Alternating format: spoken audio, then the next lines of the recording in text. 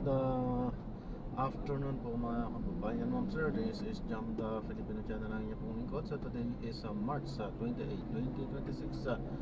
Tayo ngayon ay papunta dyan sa may 7 Palabras Street, Greater Lacro, Novaliches, Quezon City. At dadalhin po natin yan sa may Dibusi Street, Ideal Subdivision, Commonwealth, Manggahan, Quezon City. Huwag sanang ano yung kalsada, maliit. Okay po, magbabalik po tayo mamaya konti po pag nakuha na po natin sila. Disclaimer lamang kung content po natin ay kalsada at hindi ang passenger. Kaya naman sakali man po na may marinig kayong mga pangalan ng lugar, pangalan ng tao, pangalan ng organization sa government o private man yan, ay wala pong kinalaman ng channel nito at wala pong pinapatungkulan. Lahat po ng pinag-uusapan dito ay pawang dito lamang po yan sa loob at wala pong pinapatungkulan sa labas. Okay po, magbabalik po tayo mamaya unti pag nakuha na po natin sila.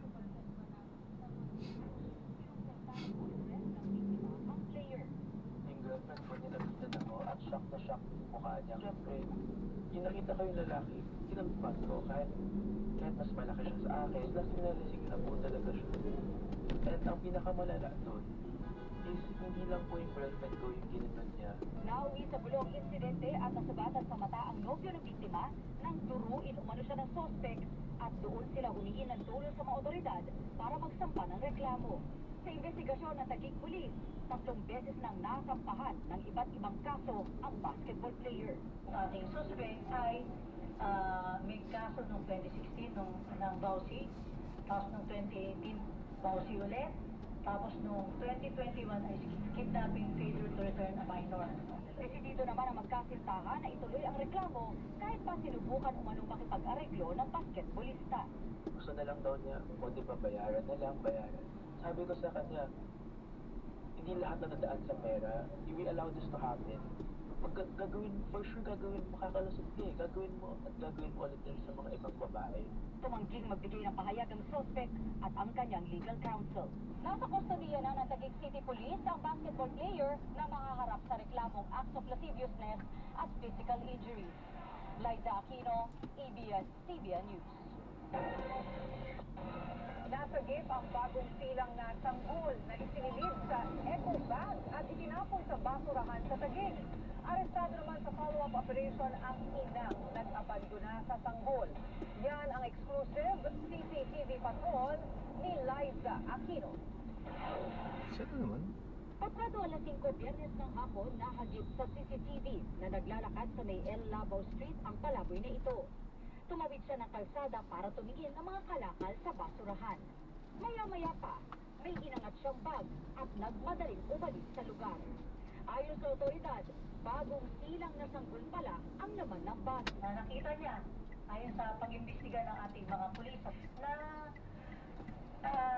iniwan daw yung bata nasa loob ng eco bag.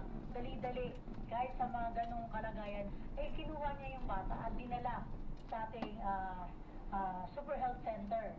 At doon na po, tumawag na po ng police assistant. Ayon sa Taguig City Social Welfare Department, agad na dinala ang baby sa ospital. Ang baby po ay healthy at under po na close monitoring ng ating pong mga medical staff. So ngayon po, si baby boy ay magiging under protective custody po ng City Social Welfare and Development Office. Naaresto ng pulisya ang nanay ng sanggol sa follow-up operation. Ayon naman sa nanay ng bata, namatayan siya ng asawa at may 2 pa siyang anak.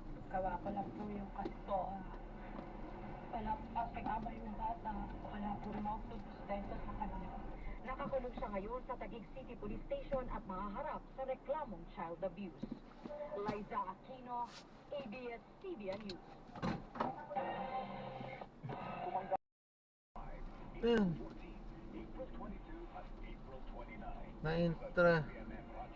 Na-drop na natin sila. So maraming salamat po sa panonood hanggang sa muli. Ingat. God bless. Paalam po. Sa ating pang-araw-araw na buhay, mayroon at mayroon bumubulo sa ating isipan.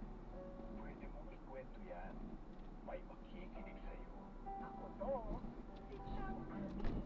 Kasama si Jack Ami Perez, Lunes hanggang Biyernes, alas 3 ng hapon. DZMM Radyo Patrol 630 at DZMM Teleradyo. Hello, Attorney! Ngayon, ang pag-uusapan natin kasi ay batas sa pag-aalaga ng bata. In particular, pag-aalaga ng bata, halimbawa ng ating mga OFW.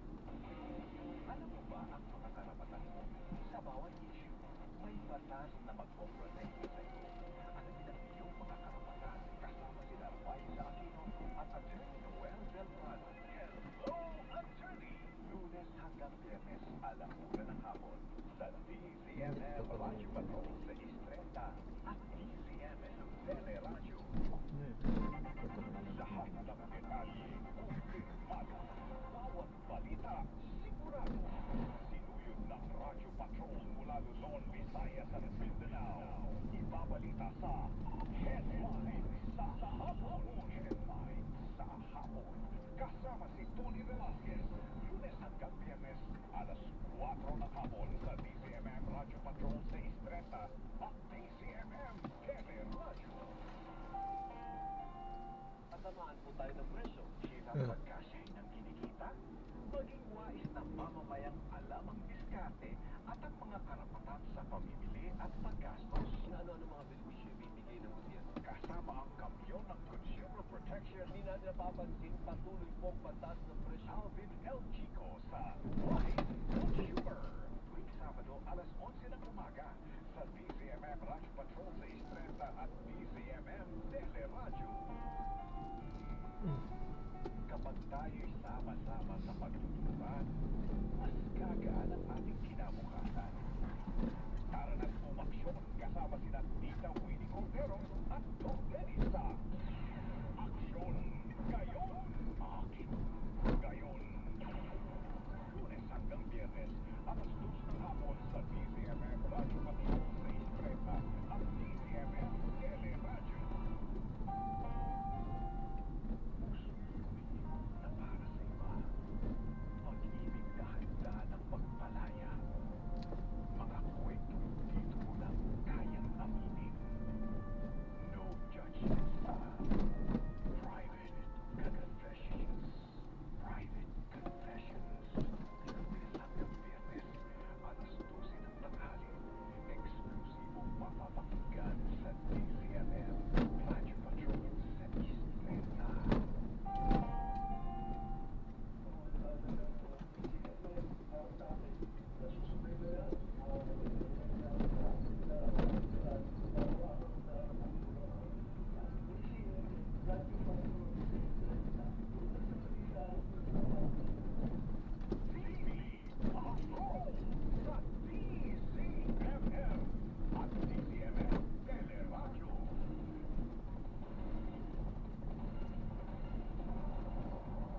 Ayan, so, paalam po.